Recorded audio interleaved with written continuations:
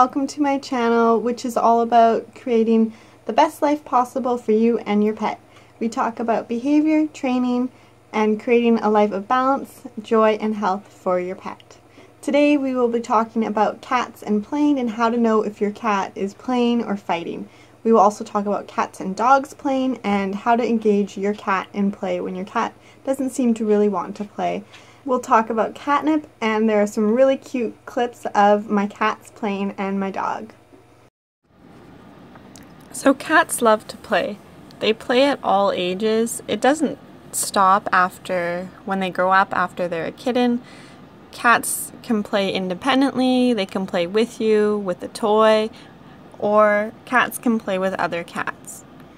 But sometimes it can be hard to know when your cats are playing or when your cats are fighting. So kittens play with each other to learn how to interact, how to gently bite, how to hunt, how to stalk, chase, pounce, and how to communicate and listen to body language. When cats play, it can sometimes look and sound a lot like fighting, and it looks like they're being aggressive. So here's what you can look for when cats are playing to know if they are fighting or if they're having fun. So you look at their body language and their vocalization.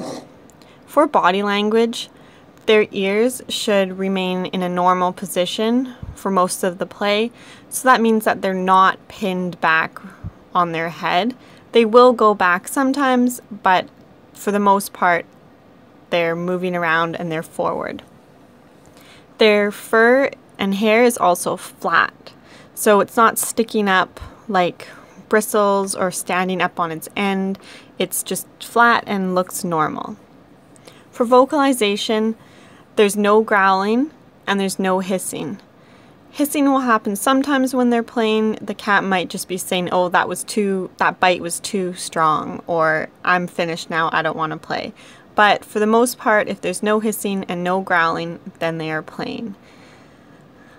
Also, you want to look for claws. If the claws can't be seen, then they are playing. If the claws are out and visible, then they're fighting.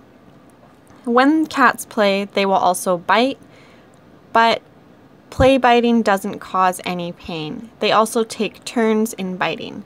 You can tell if a bite has caused your cat pain if your cat yelps out loudly. So when cats play, they wrestle and they chase. Fighting, they also wrestle and chase. But when it's done in play, you can notice that the cats take turns. So one will be on top, and then they'll switch, and then the other one will be on top. Or they'll take turns chasing. So one's the chaser and one's the one being chased. So they spend equal time being on the top and bottom. If you see the same cat pinned on the bottom, they may not be playing. You always have to pay attention to whether you see which cat is the one that's being pursued in a chase. So once you observe your cats, and if you do realize that your cats are fighting, the first thing you need to know is to never get in between the two cats to try and physically separate them with your bare hands. This can also just hurt yourself, as well as redirect their aggression towards you instead of the other cat. And this may change your relationship with your cat once the fight is over. A safer way to separate two cats fighting is to make a sudden noise to startle them.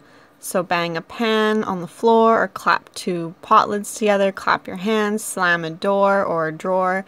Do something that's loud and going to frighten the cats and stop them from playing. Then separate the cats into two different rooms.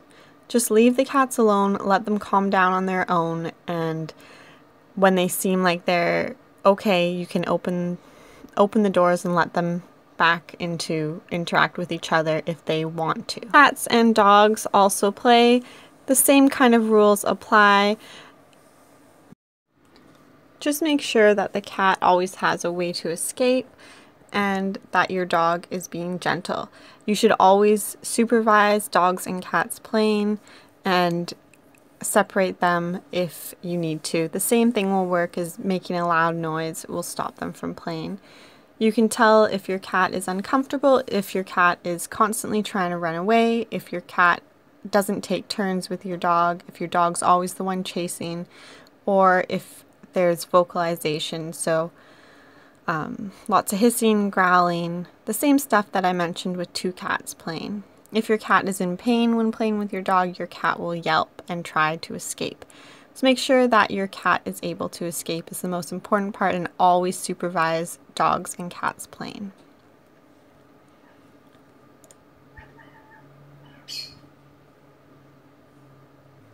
A good way to engage in cats playing if they don't play on their own, or if you want to play with your cat and you want to get your cat into play and excited to play, you can use catnip. So catnip is a plant that belongs to the mint family. There is a chemical in the catnip that causes cats to respond. Catnip creates a feeling of euphoria, similar to the effect of a hallucinogenic drug, but without any addictive or harmful effects. It is estimated that about 30% of cats do not have the gene that will respond to catnip, so you may have a cat that doesn't like catnip. You can see in this clip here, there's some catnip on the ground and all over the cats. If you see little sand-like pieces on them, they opened the jar of catnip or the bag of catnip and got into it on their own. They took it out of the cupboard. So kittens and elderly cats don't typically respond to catnip.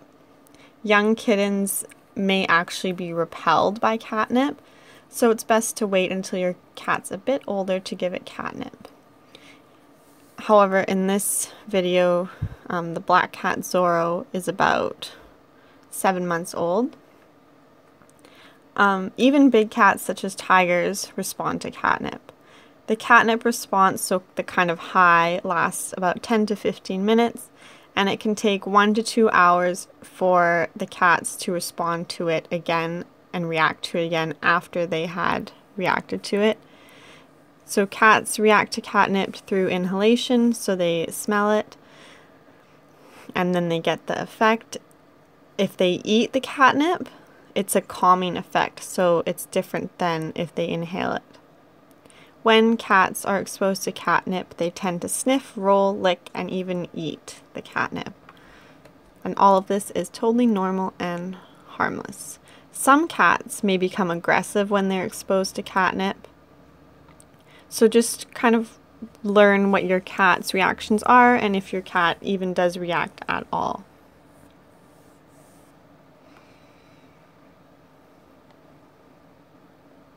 So you shouldn't offer catnip more than 2 or 3 times a week.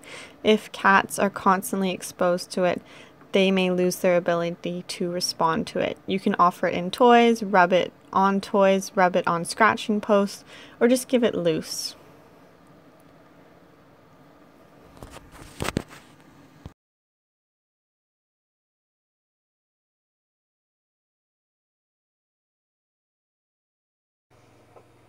Thanks for watching. Bye.